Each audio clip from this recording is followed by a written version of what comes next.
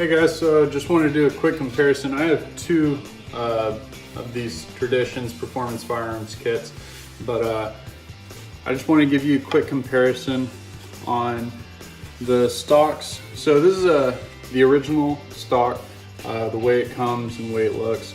So I've already done my inletting, as you've seen in the video. Now I'm working on staining the stock, but instead of doing a stain and then a clear coat, I decided to do boiled linseed oil. I think it'll last longer and it'll be easier to maintain if I get a nick or a scratch. So I went that route, but this is just to show you the difference. I don't know if you guys can see, obviously the stock that hasn't been treated is really light in comparison to the other stock. This is the first coat, so we're gonna go ahead and see. I'm gonna let it cure for 72 hours, and we'll let it see how dark it can get. In between coats, you should be sanding it with a fine grit sandpaper, maybe 300, and then you take that sawdust, and you don't blow it off, but you take the linseed oil and you rub the sawdust and linseed oil in together, and it should fill those pores in your wood and make it really nice. Makes it easier for checkering, although I don't plan to checker on this stock, so we'll see how it comes out. So far so good. It's getting that dark, nice color I want, the natural wood grain look. Really didn't want to stain it. I might take that other stock and stain it like a cherry wood if I don't like the way this one looks, but this is the way it's going so far. So again, this one's a little dark. This one has my handprints on it because I just got done. You can see my handprint on that thing, but you can see the difference in the color right there. So, all right, follow me as we continue the build. All right, thanks guys.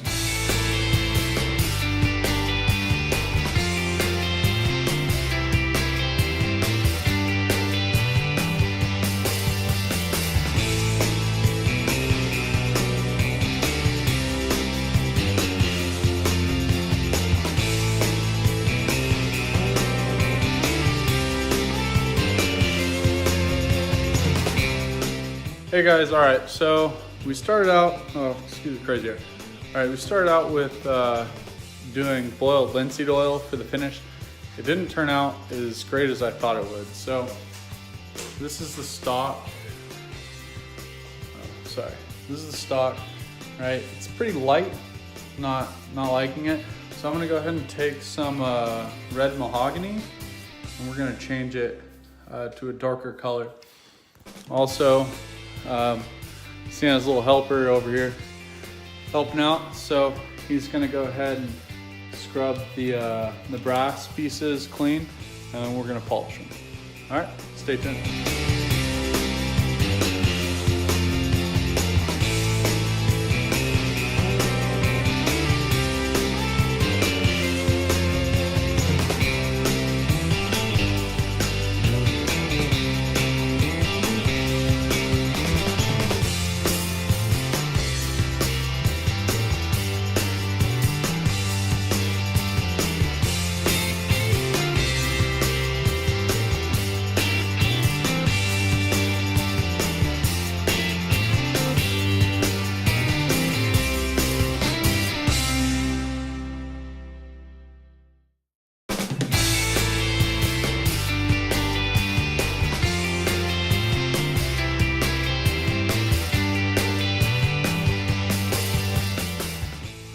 So a hard lesson learned, we started out using Brasso, which we thought would be the best because obviously it's for brass, but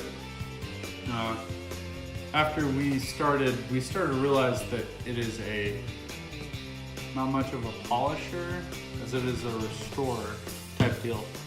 So I know that in the past, when I was on funeral detail and I was in charge, I used to take spent casings that I'd have from the range and I'd polish them to give them to whoever it was I was presenting the flag to.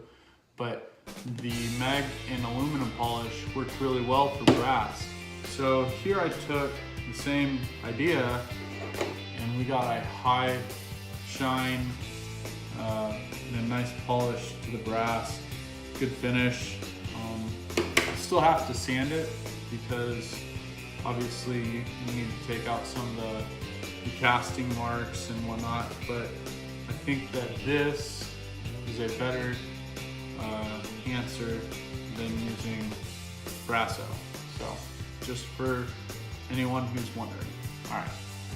So started the bluing process. I should have took film of this earlier, but I used the Brownells Oxbow blue, which is a cold bluing source. I don't know if you guys can see it, but it turned out all right. There's some spots. Let's see if I can zoom in. Like on the edging right here. Whoops. Big figures. All right. Focus isn't gonna work.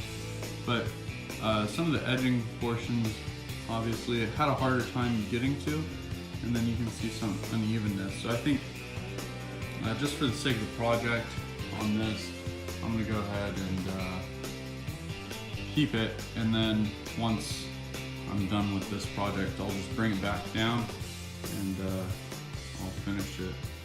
But on the other hand, well, obviously I started putting the lock in just to see if it fit with the stain, but it doesn't look bad, so it turned out all right. This isn't even with the gloss on it. This is just the stain, so I'm pretty happy with it. I wish it would have been able to dry a little better. It's pretty cold outside and time's not letting us, that's a nice thing, but it's still kind of cold outside, and the stain hasn't fully dried. It's not sticky or anything, but you can tell that it still has some drying to do. But for the sake of the project and due to the timeline, I'll go ahead and put it all together. All right.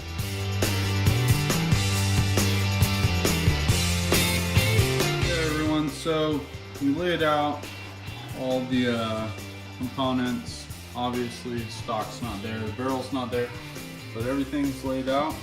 All right. We're gonna go ahead and get started on assembly.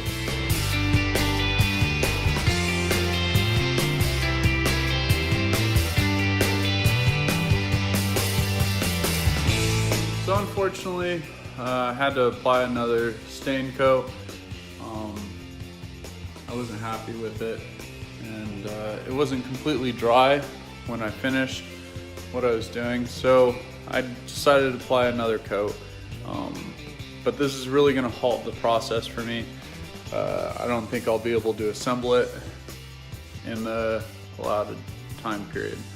I'm not gonna rush it because I want a good product, and yeah.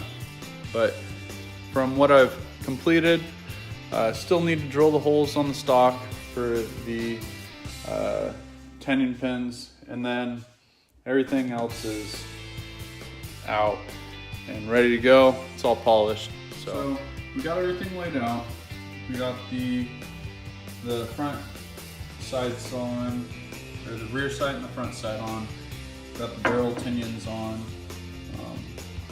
So really easy, just a brass punch. And started with the nylon side.